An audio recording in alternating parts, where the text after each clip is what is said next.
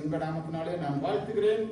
Greet and welcome each one of you in the mighty name of our Lord and Savior Jesus Christ. Let's bow down our heads and look up to Heavenly Father. நம் கண்களை மூடி தலைகளை தாழ்த்தி நாம் தேவனை நோக்கி நாம் பார்க்கிறோம்.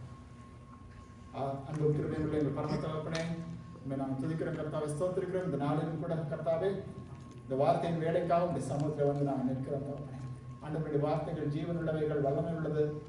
ஆண்டவர் இந்த நாளிலும் கூட நாங்கள் தியானிக்க இருக்கிற வார்த்தைகள், வசனங்கள் சுவாமி உங்களுடைய ஆத்மாவை ஆண்டவரே அது உயிர்ப்பிக்கத்தக்கதாய், பலப்படுத்தத்தக்கதாய் கர்த்தாவே கிருபை செய்யுங்க. Lord, help the verses that we're going to study today to strengthen our spiritual walk with you. Strengthen our spiritual lives. Give us, refresh our spiritual lives. We bless these verses and we ask for your blessings upon each and every one of us as we hear this. இந்த நாளில் வார்த்தைகளை கேட்கிற எங்கள் ஒவ்வொருவரோடும் கூட உடைய கிருபை இருக்கும்படியாக நாம் ஜெபிக்கிறோம். இந்த நாமத்தில் கேட்கிறோம் பிதாவே. ஆமென். கடந்த 2 வாரங்களுக்கு முன்பாக நாம் சங்கீதம் 91 நாம் தியானிக்க ஆரம்பித்தோம். We started meditating Psalm chapter 91 and we saw the first 4 verses. முதல் 4 வசனங்களை நாம் தியானித்தோம்.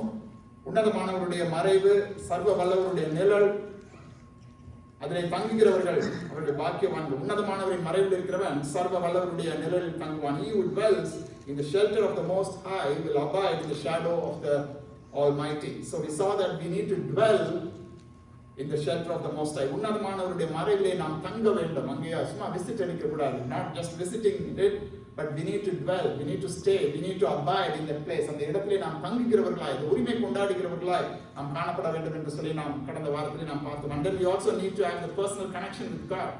The second verse says, I will say to the Lord, my refuge and my fortress, my God in whom I trust. நான் கர்த்தரை நோக்கி, நீர் என் அடைக்கலம், என் கோட்டை, என் தேவன், நான் நம்பி இருக்கிறேன். அப்படிப்பட்ட ஒரு உரிமையை நாம் எடுத்துக்கொள்ளணும். My God, my fortress, my shelter, my refuge. We must have that kind of a connection with God. So that's what we saw last week. And what are the benefits that when we do that? நாம் அதை அப்படியாக நாம் இருக்கும் பொழுது, when we dwell in the shelter of the Most High, உன்னதமானவருடைய மறைவிலே நாம் இருக்கும் பொழுது, தங்கும் பொழுது, அது நமக்கு வருகிற நன்மைகள் என்ன, ஆசீர்வாதங்கள் என்ன, what are the blessings, what are the good things that we receive. So we saw that all last week and today we're going to continue to meditate from verse number 5. 5வது வசனத்திலிருந்து நாம் இந்த நாளிலே நாம் வாசிக்க இருக்கிறோம். Some verse number 5 onwards we're going to read now. 5வது வசனத்திலிருந்து இந்த நேரத்தில் நாம் வாசிக்க சொன்ன அந்த வசனம் விதமாக சொல்கிறது, இரவில் உண்டாகும் பயங்கரத்துக்கும், பகலில் பறக்கும் அம்புக்கும், இருளில் நடமாடும் கொள்ளை நோய்க்கும், மத்தியானத்தில் பாழாக்கும் சங்காரத்திற்கும் நீ பயப்படாதிருப்பாய். உன் பக்கத்தில் 1000 பேரும் உன் வலது புறத்தில் 10,000 பேரும் விழுந்தாலும் அது உன்னை அணுகாது. உன் கண்களால் மாத்திரம் நீ அதை பார்த்து துன்மார்க்கருக்கு வரும் பலனை காண்பாய் என்ற அந்த வசனத்திலே நாம் வாசிக்கிறோம். We read like this. It says, you will not fear the terror of the night, nor the arrow that flies by day, nor the pestilence that stalks in darkness, nor the destruction that wastes at noonday. 1,000 may fall at your side, 10,000 at your right hand, but it will not come near you. You will only look with your eyes and see the recompense of the wicked. Hallelujah. எத்தனை பேருக்கு இந்த சங்கீதம் மனப்பாடமா தெரியும்? How many of you remember or you can know this particular psalm by heart? So we all memorize this psalm. நம்ம எல்லாரும் சின்ன வயசுல நம்மளுடைய பேரண்ட்ஸ் இந்த சங்கீதத்தை எல்லாம் சொல்லி சண்டே ஸ்கூல்ல VBSல எல்லா இடங்களிலும் இந்த சங்கீதத்தை எல்லாம் சொல்லி நம்ம மனப்பாடம் செய்வாங்க. Because it's such a wonderful song. ஒரு அருமையான ஒரு சங்கீதம். கர்த்தர் நம்முடைய அடைக்கலம், நம்முடைய கோட்டை, நம்மை பலப்படுத்துகிற நம் தேவன், நான் நம்பி இருக்கிறவர். He is our shelter, he is our refuge, he is my God, and such an amazing promises, filled with promises. ஒரு வாக்குத்தத்தங்கள் நிறைந்த ஒரு அதிகாரமா இந்த சங்கீதம் இருக்கிறதை நாம் இந்த இடத்துல நாம் பார்க்கலாம். ஆனா இந்த நாளில் நாம் தியானிக்க இருக்கிற இந்த வசனத்தின் முக்கியமான கருத்து என்னன்னு சொன்னா, நீ பயப்படாதிருப்பா.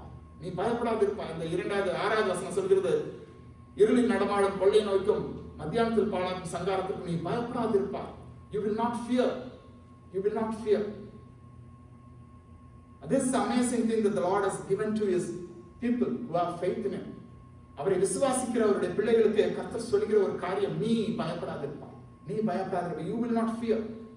Though everything changes around us, நம்ம சுற்றிலும் இருக்கிற எல்லா காரியங்களும் தலைகீழாய் மாறினாலும், சூழ்நிலைகள் மாறினாலும், கஷ்டங்கள் நம்மை சூழ்ந்தாலும், even though situations change and troubles arise in our life, there's one promise that we can cling on to, we can claim, is that there is a God whom we can run to. நமக்கு ஒரு தேவன் உண்டு, நாம் விசுவாசிக்கிற ஒரு தேவன் உண்டு. அவரை நாம் சார்ந்து கொள்ளும் பொழுது, அவரே என்னுடைய கோட்டை, என் அடைக்கலம், என் தஞ்சம், என் தேவன், நான் நம்பி இருக்கிறவன் என்று சொல்லி நாம் சொல்லும் பொழுது அந்த பயம் அது இல்லாமல் இருக்கிறது. நீ பயப்படாதிருப்பாய். இதுதான் கர்த்தர் நம்மை விசுவாசிக்கிறவர்களுக்கு சொல்கிற ஒரு காரியம். நீ பயப்படாதிருப்பாய். That fear overcomes faith. Sorry, faith overcomes fear. Fear disappears before faith. அங்கே பயம் அது விசுவாசத்துக்கு முன்பாக அது கலைந்து போகிறதா, அது அகன்று போகிறதா இது காணப்படுகிறது. அநேக வேளைகளிலே நாம் ஜெபிக்கிறோம் விதமா, ஆண்டவரே என்னுடைய கஷ்டங்கள் எல்லாம் நீ எடுத்து போடுறல. Sometimes we pray, Lord, remove all my problems. Remove all my problems.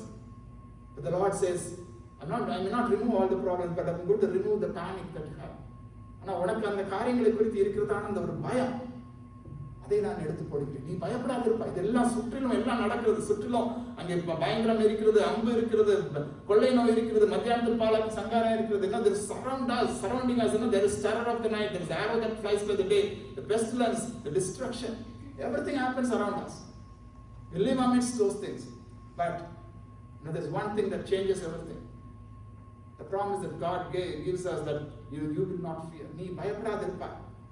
நீ பயப்படாத இருப்பாய். இன்றைக்கு விசுவாசிகளாகிய நமக்கும் கர்த்தர் சொல்கிற ஒரு காரியம், நீ எதற்கும் நீ பயப்படாத இருப்பாய். You will not fear anything. When we have the Lord as our refuge, our fortress, our God, and the one that we put our trust in. நான் நம்பி இருக்கிற நம்முடைய தேவன், நம்ம அடைக்கலம், கோட்டை, அவரை நான் நம்பி இருக்கும் பொழுது அந்த பயம் நமக்கு இருக்க. இந்த வசனத்துல நம்ம எல்லாம் அறிந்திருந்தாலும் அநேக வேளைகளில் பயம் நம்மை ஆட்டி படைக்கிறது. Many times fear, it overcomes faith. அதனுடைய விசுவாசத்தை அநேக வேளைகளிலே அது குழப்பி போடுகிறதாக இருக்கிறது. ஆனா வசனம் திட்டமும் தெளிவாக செய்கிறது, நீ பயப்படாது இருப்பாய். You will not fear. You will not fear.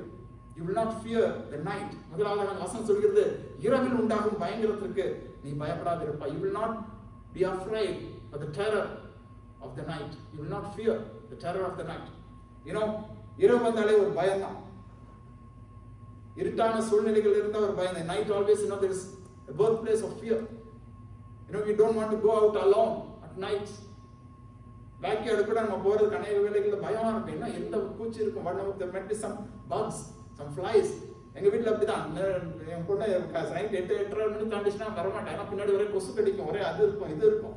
They will not come to the backyard after a certain time because there is a fear that there will be a bug bite, that cause something.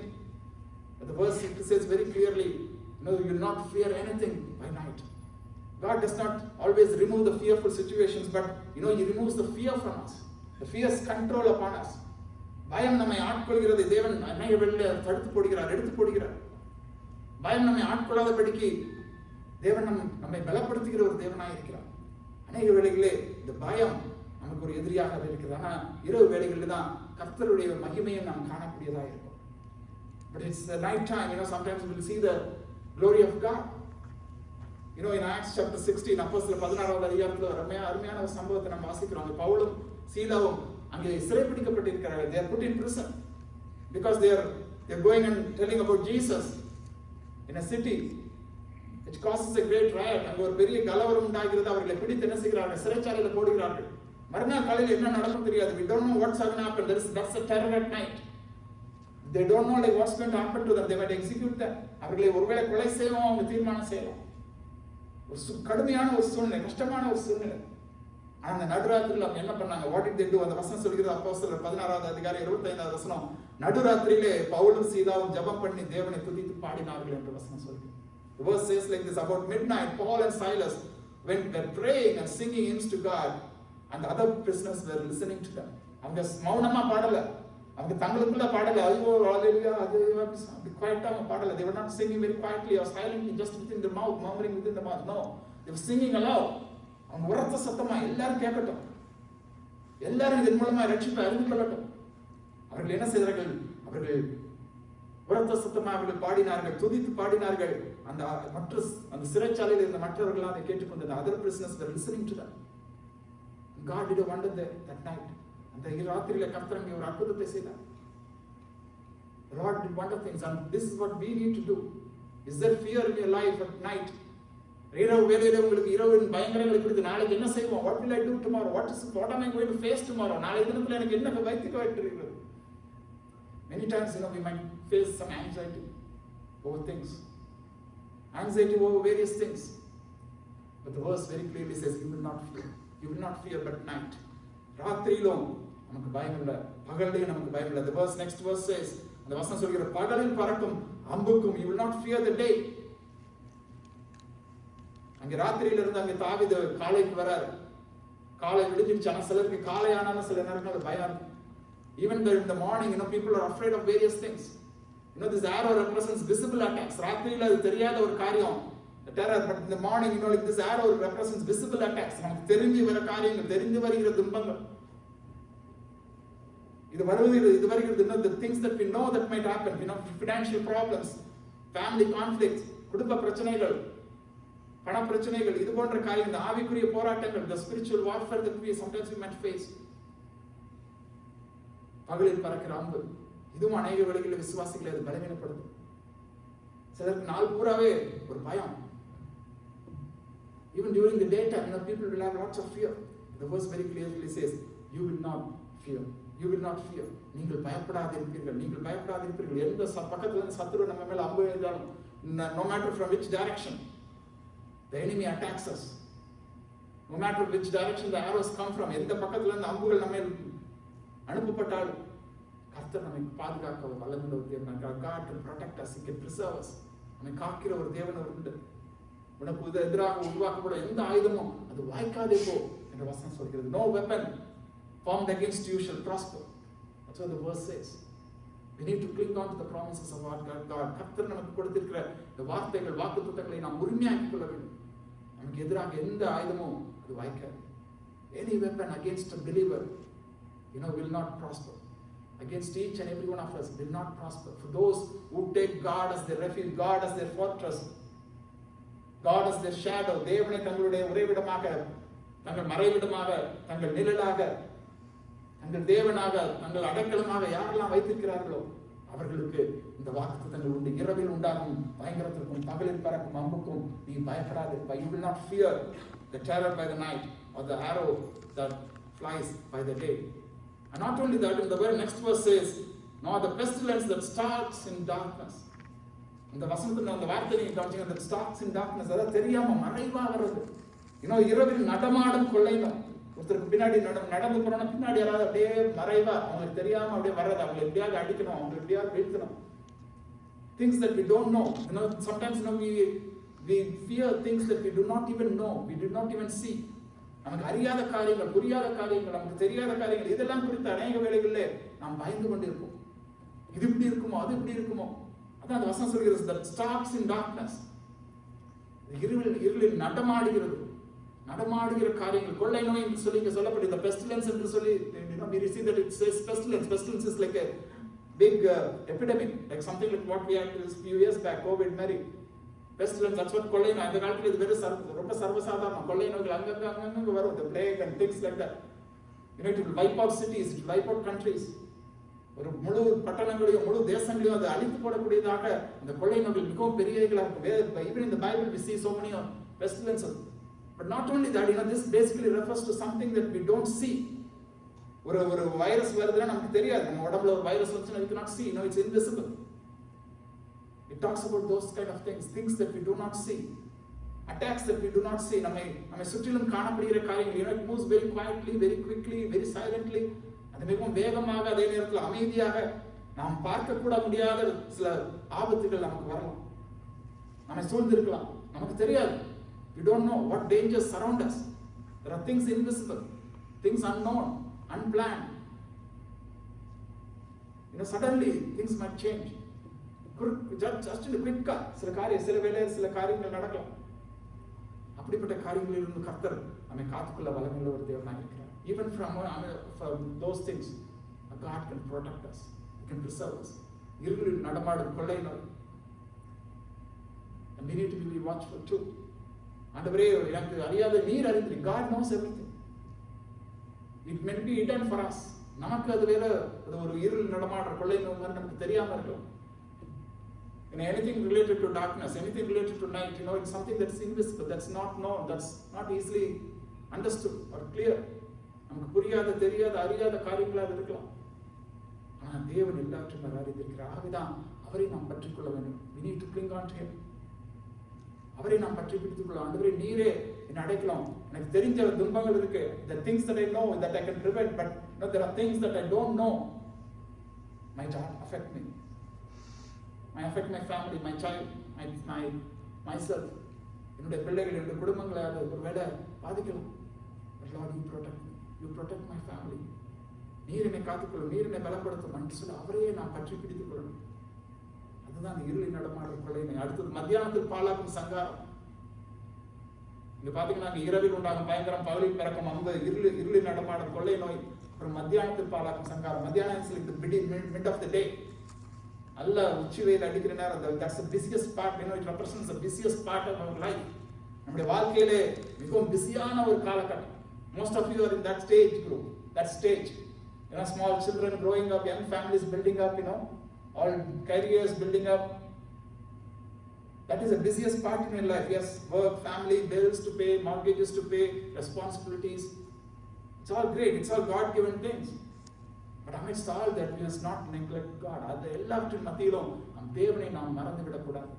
தேவனை நாம் மறந்து விடக்கூடாது. அதுதான் இந்த வசனம் நமக்கு வெளிப்படுத்துகிறது. Even மத்தியானத்தில் பாழாக்கும் சங்காரம். மத்தியானம் is like the busiest day of the life.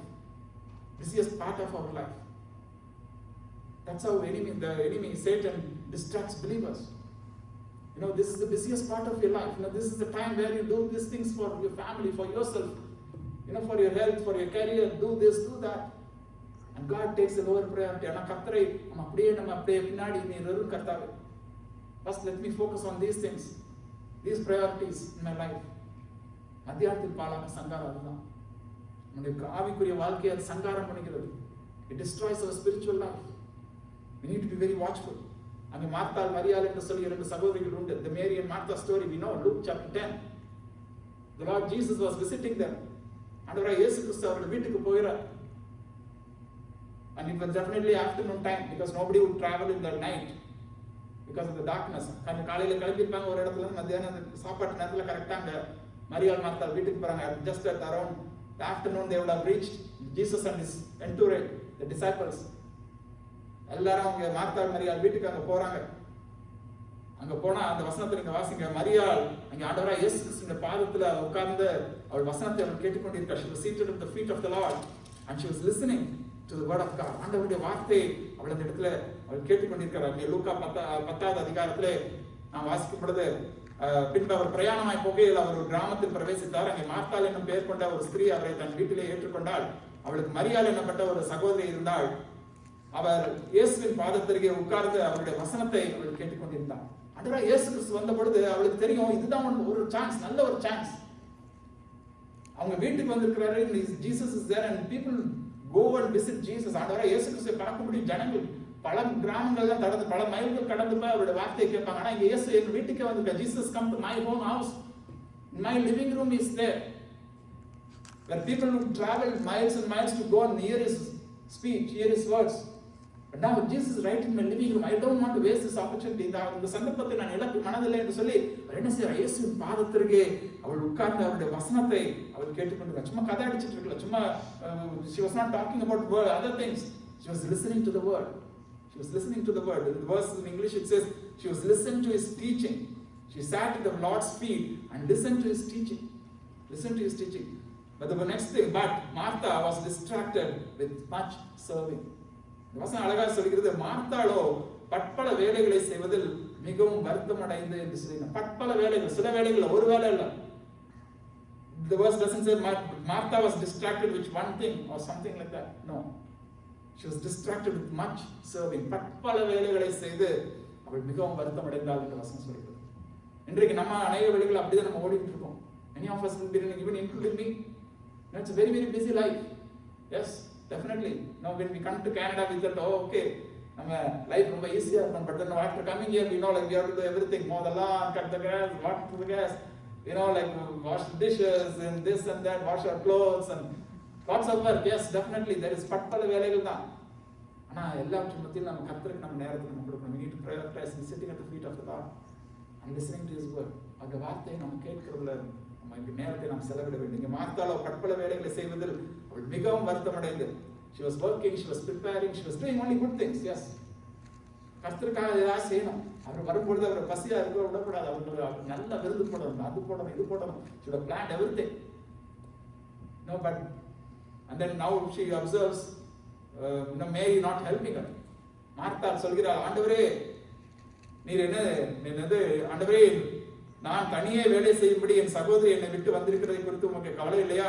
எனக்கு உதவி செய்யும்படி அவளுக்கு சொல்லும். Now she tells the Lord, Lord, you just ask Mary to come and help me. Lord, do you not care that my sister has left me to serve alone? Tell her then to help me. கர்த்தர் சொல்கிற பதில பாருங்க. What the Lord responds? But the Lord answered, Martha, Martha, you are anxious and troubled about many things, but one thing is necessary. Mary has chosen the good portion, which will not be taken away from her. இயேசுவுக்கு பிரதித்திரமாக, மார்த்தாளே மார்த்தாளே, நீ அநேக காரியங்களை குறித்து கவலைப்பட்டு கலங்குகிறாய். தேவையானது ஒன்றே. மரியாள் தன்னை விட்டு எடுபடாத நல்ல பங்கை அவள் தெரிந்து கொண்டாள் என்று வசனத்திலே நாம் வாசிக்கிறோம். மரியாள் தன்னை விட்டு எடுபடாத நல்ல பங்கை தெரிந்து கொண்டாள். நீ அநேக காரியங்களை குறித்து நீ கவலைப்பட்டு கலங்குகிறாய். You are anxious and troubled about many things. ஐயோ, இது நல்லா வரணுமே, அது நல்லா வரணுமே, பிரியாணி நல்லா வரணுமே, சிக்கன் 65 நல்லா வரணுமே. மார்த்தா அதெல்லாம் யோசிச்சுட்டு இருப்பா. She would have thought, I'm preparing this should come out well. Now she must have been anxious about that. But she was focused on how she can please Jesus, how she can serve Jesus. But Jesus was pleased about one thing, that Mary was seated at his feet and listening to the word. ஆனா மரியாள் தன்னுடைய பாதத்திலேயே உட்கார்ந்து வசனத்தை கேட்டுக்கொண்டு, இதுதான் இயேசுவுக்கு பிடித்தது. இதைத்தான் தேவன் கவனித்தார். அவர் சொல்ல, தேவையானது ஒன்றே. One thing is necessary. One thing is necessary. Mary has chosen the good portion, which will not be taken away from her. மரியாள் தன்னை விட்டு எடுபடாத நல்ல பங்கை அவள் தெரிந்து கொண்டாள் என்று சொல்லி ஆண்டவர் அவளை மெச்சிக்கொண்டிருக்கிறார். இன்றைக்கும் நாம் கேட்போம். சம்டைம்ஸ் this மத்தியானத்தில் பாலாகும் சங்காரம் இப்படிதான் நம்மளை பிஸியா வச்சிருக்கோம். எல்லா காரியங்களும் பிஸியா வச்சிருக்கோம். But we need to rest and relax at the feet of the Lord. ஆண்டவருடைய சமூகத்திலே அமர்ந்திருந்து, ஆண்டவரே, நீர் என்னை காத்துக்கொள்ளும், நீர் என்னை பலப்படுத்தும், நீர் என்னை திடப்படுத்தும், உங்களுடைய சமூகத்திலே நான் காத்திருந்து நான் புது பலன் பெற்றுக்கொள்ளத்தக்கதாக கிருபை செய்து சொல்லி ஒவ்வொரு நாளும் அவருடைய சமூகத்திலே நாம் காத்திருப்போம். கர்த்தர் பெரிய காரியங்களை நம்ம செய்வார். ஐந்தாவதாக இந்த இடத்துல, you don't have to fear even when others fall.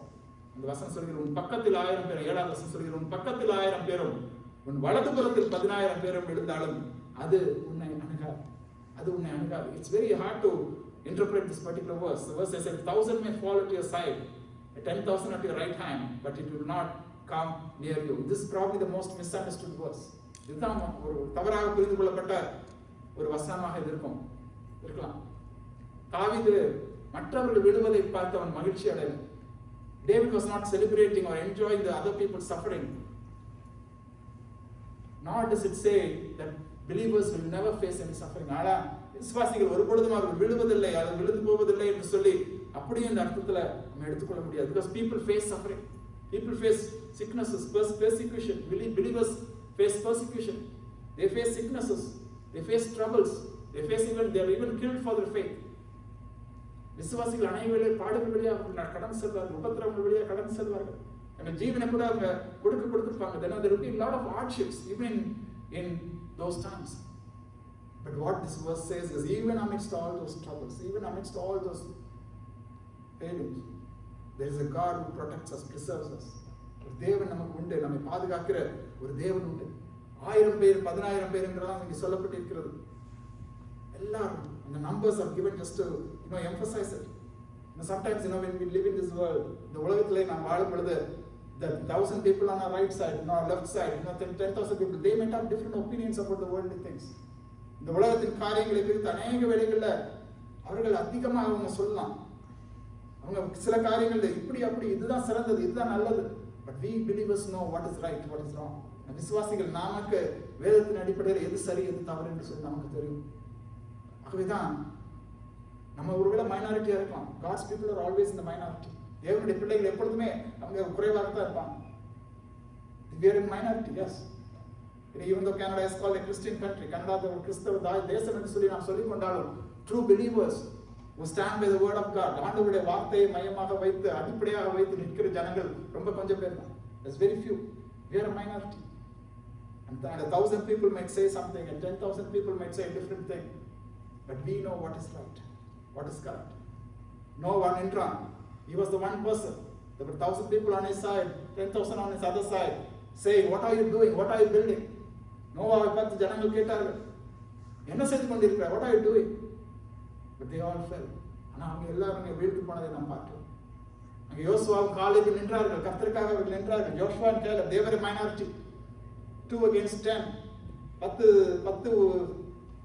10 பேர் போயிட்டு வந்தவங்க சொல்றாங்க அந்த தேசம் நல்லதுதான், ஆனா அந்த தேசத்தை நம்மால் பிடிக்க முடியாது. We cannot capture the land because the people there are very strong. அங்க இருக்கிற ஜனங்கள் ராட்சதர்களை போல இருக்கிறாங்க. நாங்க அவங்க பார்வைக்கு வெட்டுக்கிளிகள் போல நாங்க இருந்தோம். We were like spring hoppers.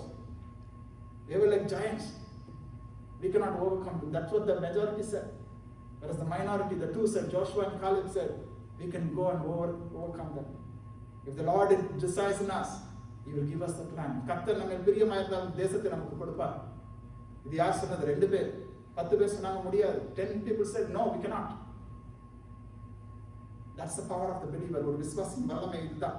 நம்ம குறைவா இருக்கலாம், ஜனங்கள் குறைவா இருக்கலாம், அந்த அதிகாரம் குறைவா இருக்கலாம். But the Lord says, even if 10,000, even if 1,000 fall at your side or 10,000 at your right hand, you will not come near you. It will not come near you. அது உன்னை அணுகாது. You need to have a different perspective on things. பழைய ஏற்பாட்டில் ஒரு அருமையான ஒரு சம்பவம் ஒன்று உண்டு. இந்த Old Testament, there's a wonderful incident in Elijah. எலிசாவின் வாழ்க்கையிலே நீங்க பாத்தீங்கன்னா அங்க 2 ராஜாக்கள் 6வது அதிகாரத்துல நீங்க பாத்தீங்கன்னா 2 Kings chapter 6 இங்க 2 ராஜாக்கள் 15வது வசனம். அந்த வசனத்துல நீங்க பாத்தீங்கன்னா the context is this: there was a king who was trying to attack Israel. Israel தேசத்துக்கு விரோதமாக சீரியா தேசத்து ராஜா அங்கே ஜனங்களை அவன் கூட்டிக் கொண்டு வருகிறான். But wherever he goes, he comes, the Syrian king comes and tries to attack Israel. But wherever he camps, this man of God, the prophet of God, Elisha, he would warn the king. ராஜாவை பார்த்தவன் சொல்லுவான், Israel ராஜாவை பார்த்தவன் சொல்லுவான், he would tell the king of Israel, don't go there, don't go here, because the Syrians are there. Wherever Syrians would camp, this man of God would go and warn the king of Israel, saying, the Syrians are there, you don't go there. The Syrians are camped here, don't go there. எல்லா இடத்துலையும் அவன் சொல்லிருக்கான். Once the Syrian king was suspecting, there was a spy in our group. நம்ம கூட்டத்துல ஒரு உளவாளி இருக்கிறான். இங்க நம்ம பேசுறது, நம்ம எங்க போய் கேம்ப் பண்ணலாம், நம்ம பிளான் பண்றது எல்லாம் அந்த ராஜாக்கு தெரியுது. How does he know? அந்த ராஜா, how does he know that where we are camping? Then one person says, no, there's no spy, but there is a man of God who tells him, wherever we are going. There is a prophet, Elisha, who tells the king where we are going. நம்ம எங்க போகிறோம், எங்க இறங்குகிறோம் என்று சொல்லி ஒரு ராஜாவுக்கு அறிவிக்க அங்க ஒரு தேவனுடைய மனிதன் இருக்கிறான். அந்த ராஜா சொல்றான், முதல்ல அந்த ஊழியக்காரனை பிடி, அந்த தீர்க்கதரிசியை பிடி, go and capture the prophet, bring him here, put him in prison, then we can go and capture him. So an army goes to capture just one man. ஒரு மனிதனை வீழ்த்தும்படியாக, ஒரு மனிதனை பிடிக்கும்படியாக, அந்த எலிசா என்ற தீர்க்கதரிசியை பிடிக்கும்படியாக அங்கே போய் அவன் இருந்த மலையின் மேல அப்படியே சுற்றி அவங்க எல்லாம் பாளையம் இறங்குகிறார்கள். They go and surround the mountain that he was dwelling in. அவன் இருந்த ஒரு மலை, he was living on a small hill. அந்த மலையை சுற்றிலும் அங்கே ராணுவம் வந்து நிற்கிறது. The enemy's army is coming and surrounding the mountain because they want to capture one man. நான் அதான் அந்த வசனம் சொல்றேன், தேவனுடைய மனுஷனுடைய வேலைக்காரன் அதிகாலமே எழுந்து வெளியே புறப்படுகிறது, இதோ ராணுவமும் குதிரைகளும் ரதங்களும் பட்டணத்தை சூழ்ந்து கொண்டிருக்கிறதை அவன் கண்டான். When the servant of the man of God rose early in the morning and went out, behold, an army with horses and chariots and all around the city. And the servant said, alas, my master, what shall we do? அவன் சொல்கிறான், என் ஆண்டவரே நாம் என்ன செய்வோம் என்றான். அதற்கு Elisha சொன்னார், பதில பாருங்க, அதற்கு அவன் பயப்படாதே, அவர்களோடு இருக்கிறவர்களை பார்க்கலாம் நம்மோடு இருக்கிறவர்கள் அதிகம் என்றான். Then Elisha prayed and said, he said, do not be afraid, for those who are with us are more than those who are with them. அவர்களோடு இருக்கிறவர்களை பார்க்கலாம் நம்மோடு இருக்கிறவர்கள் அநேகம். That's what the Lord tells us today. இந்த நாளும் கர்த்தர் நம்மிடம் சொல்கிறதா காரியம் அதுதான். நம்ம ஒரு ஆளா நம்ம இருக்கலாம், நம்ம சுற்றி இங்க ஒரு 1000 பேர், அங்க ஒரு 10,000 பேர் இருந்தாலும் கர்த்தர் சொல்கிறார், அவர்களோடு இருக்கிறவர்களை பார்க்கலாம் நம்மோடு இருக்கிறவர்கள் அதிகம். The servant would have wondered, what's happening? Just you and me are here. நானும் நீங்களும் தான் இருக்கோம். Just the two of us. Now there's a big army of chariots and horses and everybody is there. ஒரு பெரிய படை நம்மை சுற்றி இருக்கிறது, நம்ம பிடித்துக் கொண்டு போகணும். நம்ம 2 பேரும் தான் இருப்போம். எப்படி சொல்றீங்க? Mathematically it's not right. It's not right. கணக்குப்படி பார்த்தா சரி கிடையாது. 2 பேர் தான் ரொம்ப இருக்கிறோம், அங்கே 2000 பேர் 3000 பேர் எத்தனை பேர் இருக்காங்கன்னு தெரியாது. பெரிய படையை நம்ம பிடிக்க முடியாது வந்திருக்கிறது. ஆனால் அவன் சொல்கிறான், அவர்களோடு இருக்கிறவர்களை காட்டிலும் நம்மோடு இருக்கிறவர்கள் அதிகம். இன்றைக்கும் கர்த்தருடைய பிள்ளைகள் நாம் ஒருவேளை தனியாக இருக்கிற மாதிரி இருக்கலாம், ஆனால் கர்த்தருடைய சேனை நம்மோடு கூட இருக்கிறது. The army of the Lord is with us. Army of the Lord is with us. Because the next verse if you read, அப்பொழுது எலிசா விண்ணப்பம் பண்ணி, கர்த்தாவே இவன் பார்க்கும்படி இவனுடைய கண்களை திறந்தருளும் என்று சொல்லி அவன் சொன்னான். உடனே கர்த்தர் அந்த வேலைக்காரனுடைய கண்களை திறந்தார். Verse says like this, then Elisha prayed and said, "Oh Lord, please open his eyes so that he can see." So the Lord opened the eyes of the young man, and he saw, and behold, the mountain was full of horses and chariots of fire all around Elisha. கர்த்தர் அந்த வேலைக்காரனுடைய கண்களை திறந்தார். இதோ எலிசாவை சுற்றிலும் அக்கினிமயமான குதிரைகளாலும் ரதங்களாலும் அந்த மலை நிறைந்திருக்கிறதை அவன் கண்டான் என்று சொல்லி நாம் வாசிக்கிறோம். இன்றைக்கும் நம்மை சுற்றிலும் அப்படிப்பட்ட தேவதூதர்கள் உண்டு. நம்மை சுற்றி தேவனுடைய சேனை நமக்கு உண்டு. ஒருபோதும் நாம் கலங்க தேவையில்லை. ஏன்னு சொன்னால் நம்முடைய கண்கள் திறக்கப்பட வேண்டும். eyes should be open. ஆகவேதான் அந்த வசனம் சொல்கிறது அங்கே சங்கீதம் 91 அது உன்னை அணுகாது. 91 அந்த 7வது வசனத்தை நாம் வாசித்தோம் சொன்னால், உன் பக்கத்தில் 1000 பேரும் உன் வலதுபுறத்தில் 10000 பேர் விழுந்தாலும் அது உன்னை அணுகாது. உன் கண்களால் மாத்திரம் நீ அதை பார்த்து. You will only look with your eyes. உன் கண்களால் மாத்திரம் நீ அதை பார்த்து. அந்த கண்கள் திறக்கப்படும். இந்த எலிசாவுடைய வேலைக்காரனுடைய கண்கள் அந்த வேலையில திறக்கப்பட்டது. அவருடைய கண்கள் திறக்கப்பட்டது. மலையை சுற்றிலும் அங்கே குதிரைகளும் தேவனுடைய அக்னிமயமான சேனைகளும் அங்கே இருந்ததை அவன் பார்க்கிறான். When he opened his eyes, he was able to see the protection that Elisha had. Even though, he could not see before that, when his eyes were open, he was able to see. அவனுடைய கண்கள் திறக்கப்பட்ட வேளையிலே அவன் அதை பார்க்கக்கூடியதாக இருக்கிறது. இன்றைக்கும் வசனம் சொல்கிறது, உன் கண்களால் மாத்திரம் நீ அதை பார்த்து. இன்றைக்கு நம்முடைய கண்கள் திறக்கப்படணும், நம்முடைய ஆவிக்குரிய கண்கள் திறக்கப்படணும். கர்த்தர் நமக்கு வைத்திருக்கிற இந்த பாதுகாப்பை நம்ம அறிந்து கொள்ளணும். We need to know how God protects us, how God preserves us. Our eyes should be open. Our eyes should be open. We cannot be a blind person. ஒரு கண்கள் மூடப்பட்டவர்களாய் குருட்டாக்கப்பட்டவர்களாய் நாம் வாழ முடியாது. If we are blind, we won't be seeing the goodness of God. தேவன் நமக்கு அளித்திருக்கிற நன்மைகள், கிருபைகள், இரக்கங்களை நம்மால் பார்க்க முடியாது. We need to keep our eyes open. We need to ask the Lord to open our eyes. தேவனாய் ஆண்டவரே என்னுடைய கண்களை திறந்தருளும், இந்த ஆவிக்குரிய கண்களை திறந்தருளும். We need to be spiritually awake and aware of how great and how wonderful our God is. நம்முடைய தேவன் எவ்வளவு வல்லமையுள்ளவர், மகத்துவம் உள்ளவர், மகிமை உள்ளவர். இந்த ஆவிக்குரிய கண்கள் நமக்கு திறக்கப்படணும். இந்த குருட்டாட்டம் உள்ள இந்த கிறிஸ்தவ வாழ்க்கையினால நமக்கு ஒரு பிரயோஜனம் கிடையாது. Now our blind Christian walk is of no help to us. We need to open our eyes. நம்முடைய கண்கள் திறக்கப்பட்டவர்களா, ஆவிக்குரிய கண்கள் திறக்கப்பட்டவர்களா நாம் நடக்கிறவர்களா நாம் காணப்பட வேண்டும். நம்முடைய perspective, we need to change our perspective. When the servant, he saw, even the enemies were also still there. அந்த சத்துருக்கள் அவங்க சுற்றிலும் இருந்தார்கள், மலையை சுற்றிலும் வந்து இருந்தார்கள். ஆனால் இப்போ அவருடைய கண்கள் திறக்கப்பட்ட பொழுது அதை விட மேலான ஒரு பாதுகாப்பு எனக்கு உண்டு, அதை விட மேலான ஒரு கிருபை எனக்கு உண்டு. He was able to understand that there was even more greater protection that the prophet was enjoying, the man of God was enjoying. There was even more grace that he was enjoying.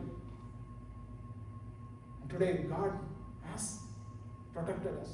தேவன் நம்மை காக்கிற பாதுகாக்கிற ஒரு தேவனாக இருக்கிறார். இந்த சங்கீதத்தை நம்ம வாசிக்கும் பொழுது அதில் உள்ள எல்லா ஆபத்துகளும் எல்லாருக்கும் எந்நேரமும் வரலாம். We might go through any of those dangers in our life anytime. But no matter what, there is a God who knows us. There is a God who loves us and He cares for us. நம்மை விசாரிக்கிற ஒரு தேவன் நமக்கு உண்டு. நம்ம அன்பாக இருக்கிற ஒரு தேவன் நமக்கு உண்டு. நம்ம ஒன்றே நம்ம கேட்கணும், ஆண்டவரே நான் பயப்படாது இருக்கணும்னா என்னுடைய கண்கள் அது திறக்கப்படணும். அந்த வேலைக்காரன் பயந்தான். The servant was very afraid. When he rose up and he saw the mountain surrounded by enemies, immediately he was so scared. அநேக வேளைகளில் நம்முடைய வாழ்க்கையும் அப்படிதான் இருக்குது. நம்முடைய சுற்றிலும் காணப்படுகிற காரியங்களை பார்க்கும்போது அநேக வேளைகளில் நமக்கு பயம் இருக்கும். ஆனால் நம்முடைய ஆவிக்குரிய கண்கள் திறக்கப்படணும். Our spiritual eyes must be open. And we should be able to see how God protects us and preserves us. The வேலைக்காரன் அதை தேவனுடைய பாதுகாப்பை உணர்ந்த வேளையிலே அவன் அதற்கு பிறகு பயப்படலாம். And after that, all his fear was gone, because now he knows that there is even more powerful God was around him. அவனை சுற்றிலும் வல்லமையுள்ள ஒரு தேவன் ஒரு உண்டு, அவருடைய சேனை எனக்கு உண்டு என்று சொல்லி அந்த நம்பிக்கை, அந்த திட்ட நம்பிக்கை அவனுக்கு வந்ததுனால் அதுக்கப்புறம் அவன் பயப்படலை. இன்றைக்கும் விசுவாசிகளாக நமக்கும் சத்ருவான் அவன் அநேக வேளை பயத்தை கொண்டு வருவான். Satan always tries to put fear into our hearts. You cannot do this, you cannot do that, you cannot be successful, you're going to be a failure, this and that. A lot of things, that negative thoughts that Satan tries to install in our hearts, install that fear in our hearts. But we must overcome all that, because he that is in the world, is not compared to our God, who is above everything. உலகத்தில் இருக்கிறவனாலும் உங்களில் இருக்கிறவர் பெரியவர் என்று சொல்லி நாம் வேதத்தில் நாம் வாசிக்கிறோம். இன்றைக்கும் அந்த ஒரு நம்பிக்கை, அந்த ஒரு விசுவாசம் இருக்கிறோம். And finally, the verse says like this, உன் கண்களால் மாத்திரம் நீ அதை பார்த்து துன்மார்க்கருக்கு வரும் பலனை காண்பாய். Final thing, you don't have to fear the wicked. Only with your eyes shall you look and see the reward of the wicked. And this again, is once again often misunderstood. Some people might think that like God wants us to enjoy other people's suffering. No, that's not the case. That's not the art of the psalm, because the Bible tells us, not to rejoice when our enemies fall. நம்முடைய சத்துருக்கள் விழும் பொழுது நீ மகிழ்ச்சியா இராதே என்று சொல்லி வேதத்தில் நாம் வாசிக்கிறோம். ஆண்டவராகிய இயேசு கிறிஸ்து சத்துருக்களை சிநேகிங்க, love your enemies. That's what Jesus taught us.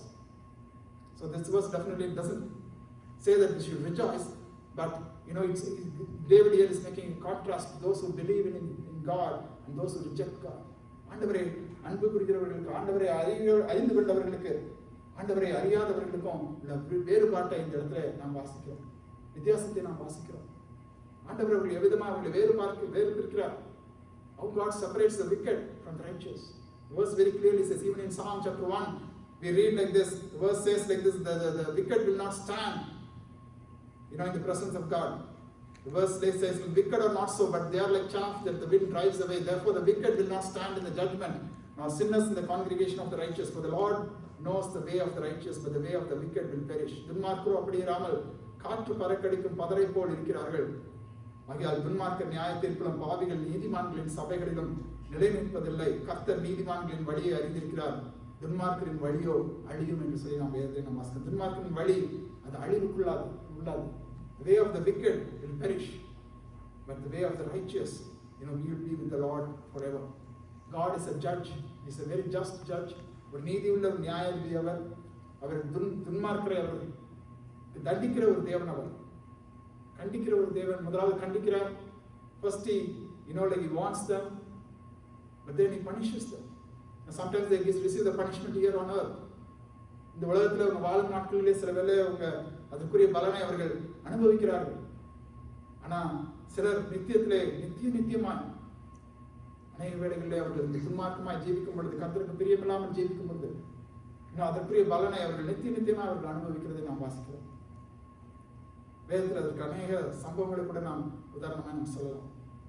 Greatest judgment is the separation from God. ஆண்டவருடைய சமூகத்தில் இல்லாதபடிக்கு பிரிக்கப்படுகிறார்கள், வேறு பிரிக்கப்படுகிறார்கள். They are separated from the presence of God, from His holy place. That's a very big tragedy. அது ஒரு மிகப்பெரிய ஒரு துக்கமான ஒரு காரியம். பணத்தை நம்ம இழக்கலாம், நம்முடைய உடல் நலத்தை நம்ம இழக்கலாம். சில we might lose our wealth or health or this and that, but the greatest tragedy is losing the presence of God. ஆண்டவருடைய சமூகத்தை இழப்பது, ஆண்டவருடைய பிரசனத்தை இழப்பது, அது ஒரு பெரிய ஒரு இழப்பு. ஆண்டவரை இயேசு கிறிஸ்து சொல்கிற, மனிதன் உலகம் முழுவதையும் அவன் ஆதாயப்படுத்திக் கொண்டாலும் தன் ஆத்மாவை அவன் நஷ்டப்படுத்தினால் அவனுக்கு லாபம் என்ன? What does it profit a man if he gains the whole world and loses his own soul? And today we need to ask ourselves the question, how is our soul? Do we have the assurance that we will be in the presence of the Lord? நாம் தேவனுடைய சமூகத்தில் நாம் நித்தியமாய் நாம் இளைப்பாறுவோம் என்று சொல்லி அந்த நம்பிக்கை, நமக்கு அந்த விசுவாசம் நமக்கு இருக்கிறதா? அதை இந்த நாளிலே நாம் ஆராய்ந்து பார்க்கணும். யாரும் வேலையிலே நம்ம எழுந்து நின்று தேவாதி தேவனை நோக்கி நாம் பார்க்கணும். உன் கண்களால் மாத்திரம் நீ அதை பார்த்து துன்மார்க்கருக்கு ஒரு பலனை காண்பார். அந்த விசுவாச கண்கள் நமக்கு வேணும். இந்த ஆவிக்குரிய கண்கள் திறக்கப்பட்டால் spiritual eyes must be open. நீ பயப்படாதிருப்பாய். You will not fear. Whatever fear Satan tries to bring in our hearts, in our lives, only our faith can overcome those fears. நம்முடைய விசுவாசம் ஒன்றே இந்த பயங்கள் எல்லாம் அது முறியடிக்கும். பயத்தை முறியடித்து நமக்கு ஒரு புது பலத்தை கொடுக்கும். இந்த நாளில் நம்ம தேவனை நோக்கி நாம் பார்ப்போம். அவர்களோடு இருப்பவர்களை காட்டிலும் நம்மோடு இருப்பவர்கள் அதிகம். It might be a minority, just one of us or two of us, our family might stand for the Lord. The rest might be against God. The world might be against God. உலகம் முழு உலகமும் தேவனுக்கு விரோதமாக நின்றால் இங்கே கர்த்தர் நம்முடைய ஜனங்களை அவர் அறிந்திருக்கிற ஒரு தேவனாக இருக்கிறார்.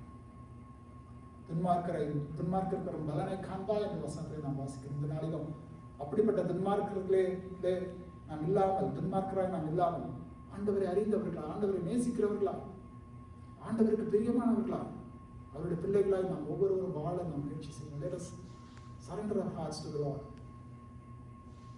Let's come to His throne of grace and mercy and say, Lord, let me be your child, let me be your servant. உம்முடைய பிள்ளையாய், உம்முடைய ஊழியனாய், உம்மை விசுவாசிக்கிறவனாய் நான் மாறட்டும் கர்த்தாவே, உமக்கு பிரியவனாய் மாணவனாய் நான் மாறட்டும் என்று சொல்லி இந்த நாளிலே அவருக்கு நம்ம வரட்டும். Let's surrender our hearts to the Lord and say, Lord, all these promises are given to those who have clinged on to the Lord, who call Him as their refuge and their fortress and their God.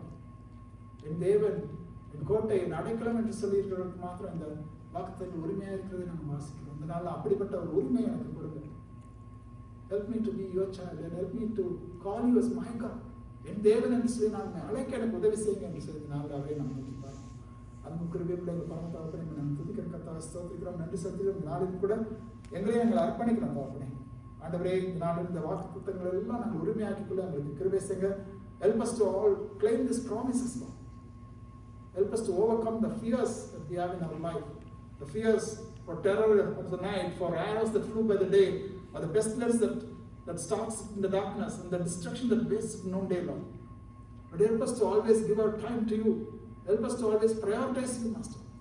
The world is full of busy schedules and things and appointments and this and that, Lord. But amidst all that, but help us to always prioritize you as well, Master. Under உண்மையை நாங்கள் முன்னிலைப்படுத்த எங்கள் ஒவ்வொருக்கும் நீங்கள் கிருபை செய்கிறதுக்காக நாங்கள் நன்றி செலுத்துகிறோம். ஒவ்வொரு குடும்பங்களை ஆசீர்வதிங்க, ஒவ்வொரு பிள்ளைகளை ஆசீர்வதிங்க, சிறு பிள்ளைகள் வாலிபர்களை ஆசீர்வதிங்க.